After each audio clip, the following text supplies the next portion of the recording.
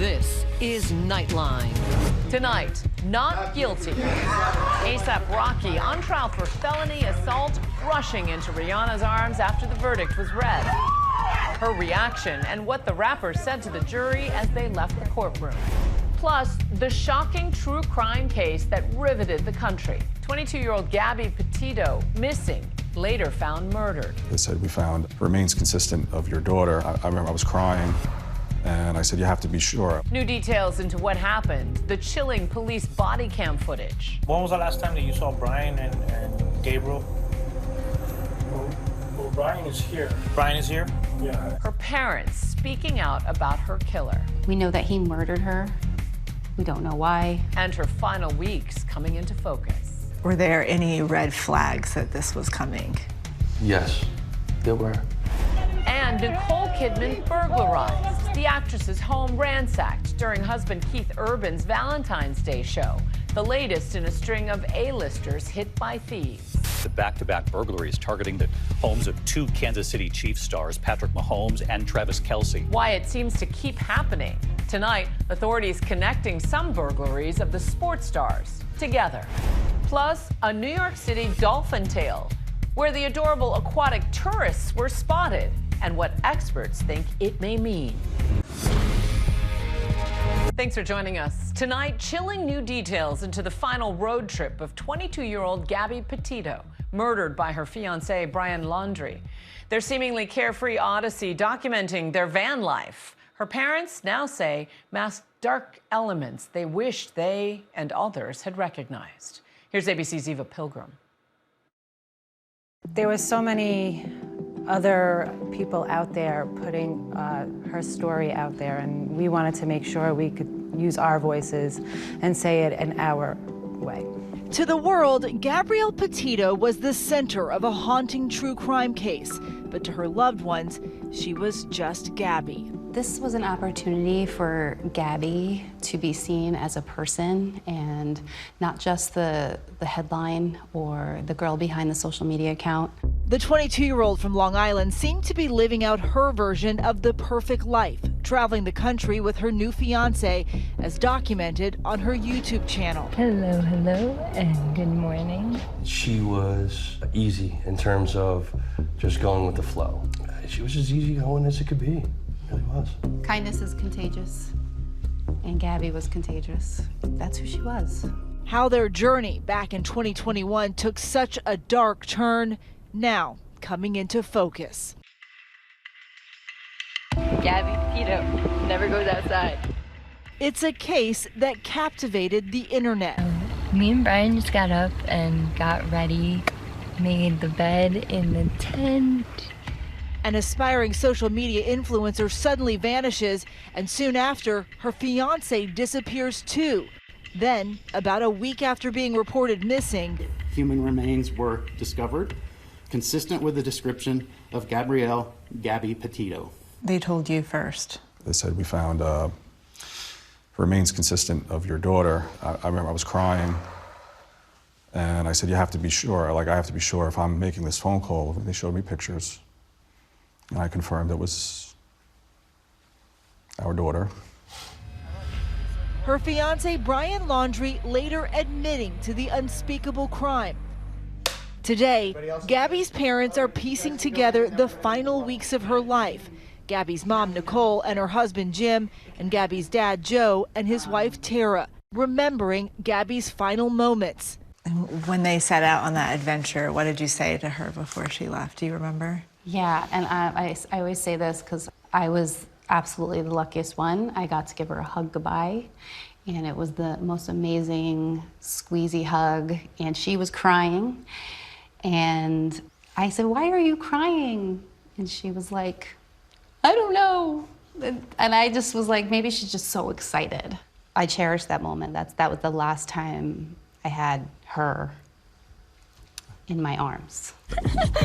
The family bravely sharing the closest held memories of Gabby's life and the previously unknown details behind her horrific death in the new Netflix docuseries American Murder, Gabby Petito.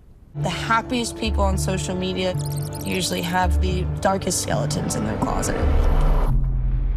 Her parents now on a mission to raise awareness and change laws around domestic violence, releasing never-before-seen conversations between Gabby and Brian, including this text she sent him. "Don't try to control me because it only makes me mad. I love you so much, but it's the way you speak to me that hurts me the most." They also found a letter Gabby wrote giving them a glimpse into what was really going on in that relationship. Brian, you know how much I love you. Just please stop crying and stop calling me names. You in pain is killing me. But at the time, her family says they didn't know the two were having any problems. Were there any red flags that this was coming? Anything that you didn't notice that you feel like? Yes, there were, but we didn't notice them at the time. Just growing up, you know, there was the age-old, you don't beat your partner, you're not an abuser type of scenario. And that's just not the case when it comes to domestic violence. And knowing what we know now, we see that progression that happened. Alienation of friends and family. Isolation from jobs. Brian's stretching, doing some morning yoga.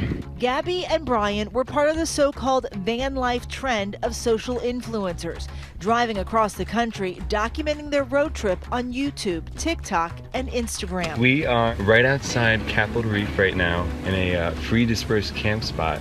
They left New York July 2nd, their social media accounts soon filling up with pictures and videos of their travels over the following weeks. I looked at Brian and I said, "You better take good care of her, keep her safe." And he was like, "I will." For a while, Gabby and Brian's trip seemed to be going well, but newly uncovered video featured in the documentary seemed to show tension growing between the couple. We have this nice big open floor for you to keep your dirty feet.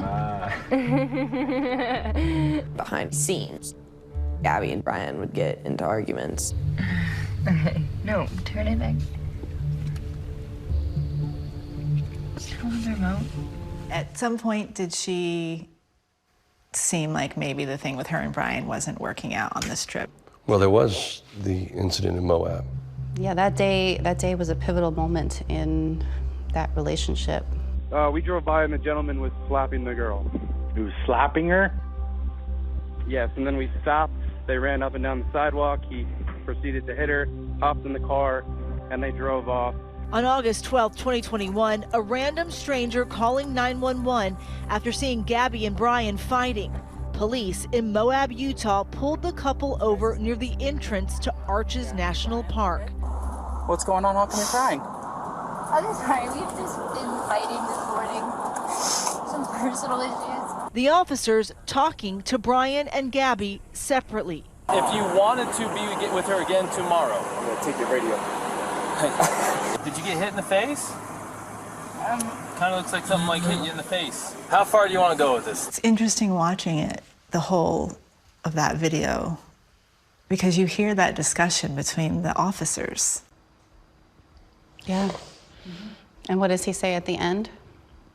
You know why the domestic assault code is there. It's there to protect people, especially the reason why they don't give us discretion on these things is because too many times women who are at risk want to go back to their abuser. They just wanted him to stop and they don't want to have to be separated. They don't want him charged. They don't want him to go to jail. And then they end up getting worse and worse treatment and then they end up getting killed. He predicted the outcome. Weeks later, Gabby goes silent. Her parents now revealing their private text at that time to Brian and his family. I said, "Hey, have you heard from the kids? I'm concerned about them. I haven't heard from them in a while."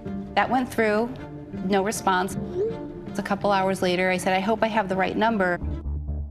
10 days go by. No calls, texts, or social media posts from Gabby. Her parents report her as a missing person. Ever-expanding search for Gabby Petito. Tonight, her boyfriend is now a person of interest, but he's not talking. The new pleas for him to share what he knows. Unbeknownst to Gabby's mother, authorities say Brian had driven Gabby's van back to Florida alone. That day they reported her missing. Police body camera shows law enforcement trying to speak with Brian's parents. When was the last time that you saw Brian and Gabriel?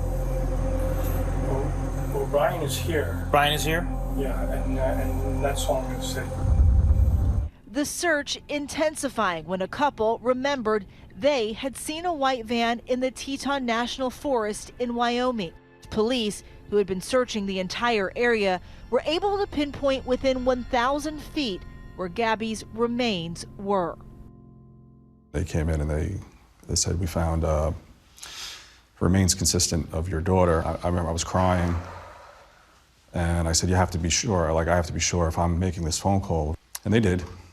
And they showed me pictures, and I confirmed it was our daughter. I don't know how we did that. That was the worst phone call of my life. Gabby's death was ruled a homicide. Brian, now a person of interest. But when police showed up to his parents' house, they discover he isn't there. His parents saying he went on a hike and hasn't come home. Gabby Petito's boyfriend has apparently disappeared himself. Weeks into the search for Brian, a breakthrough. Earlier today, investigators found what appears to be human remains, along with personal items, such as a backpack and notebook belonging to Brian Laundrie. The FBI says Brian admitted to killing Gabby in this 8-page handwritten letter released by the Laundrie family attorney. But Brian claiming it was a mercy killing, that Gabby had fallen and was in pain, writing in part, I ended her life. I thought it was merciful, that it is what she wanted, but I see now all the mistakes I made. I panicked. I was in shock. The coroner's office later confirmed Gabby's cause of death as blunt force injuries to the head and neck with manual strangulation. To the point that you guys found out that Brian had killed himself, were you focused on that next arrest, or was that just a total surprise to you? No, I don't feel sorry for what he did to himself. I really don't. That's a choice he made. You He took didn't our want daughter. him to have a trial and have to sit in front of you guys? I think a part of us feels like maybe it was a blessing. We know that he murdered her. We don't know why. We don't need to know why. He was a liar. Nothing he said in those stories were true. He was a coward to the day that he died. And his family has to know that he took the coward's way out and they raised a coward. I'd use other words, but it's TV and it's just not appropriate. In the years since Gabby's murder, her family is now hoping her story can help other people too. We get messages all the time from people saying, I didn't realize I was in a bad relationship or a potentially violent relationship until I saw her story. I saw it, I got help, and I safely got out. And if it wasn't for her, I wouldn't be here today. They've started the Gabby Petito Foundation in her memory with the goal of supporting organizations that work to locate missing persons and assist victims of domestic violence, and helping to enact change with the passage of the Gabby Petito Act in Florida, which helped reshape how law enforcement handles domestic violence investigations in the state. Gabby is there every step of the way with us. Every time we go on a conference, we come here. She sends us more of those signs. So I know she's guiding us. I know she's with us, and I can feel her presence. Our thanks to Eva. For much more on the story, watch Gabby Petito. Her parents speak out on 2020 this Friday. When we come back, a raucous celebration in court for A$AP Rocky and Rihanna. And the break-in at the home of one of entertainment's biggest couples, Nicole Kidman and Keith Urban. Why so many high-end homes are being hit.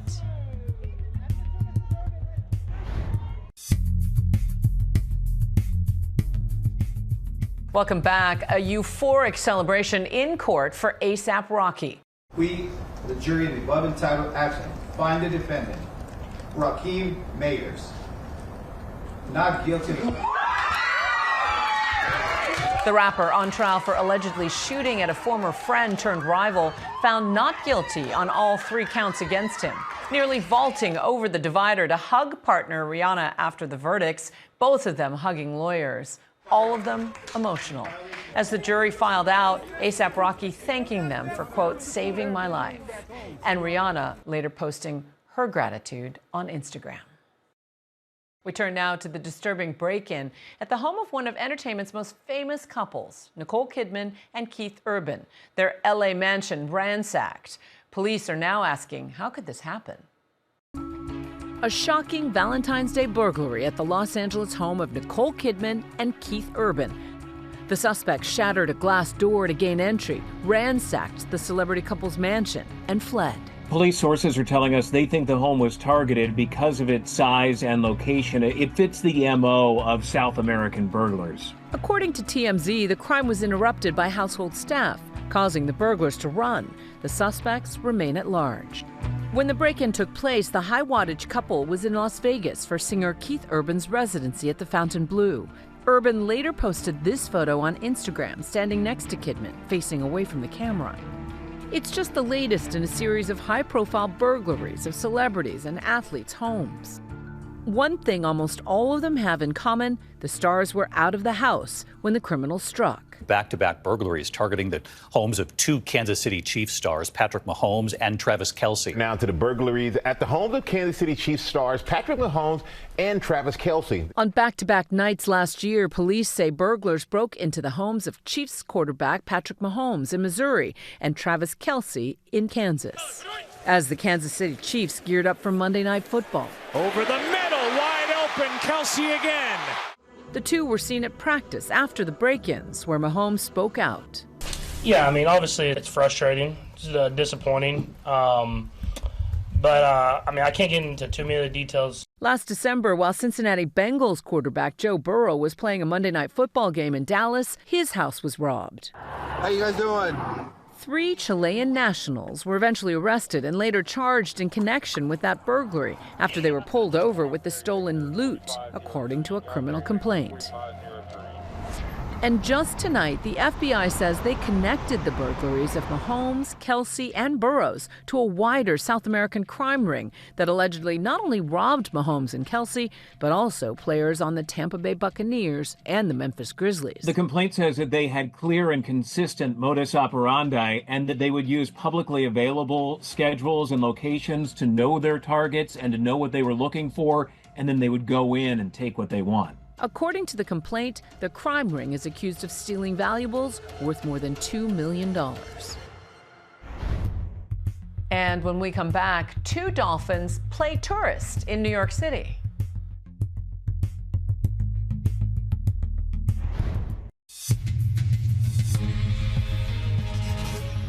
And finally tonight, 2 dolphins make it big in New York City.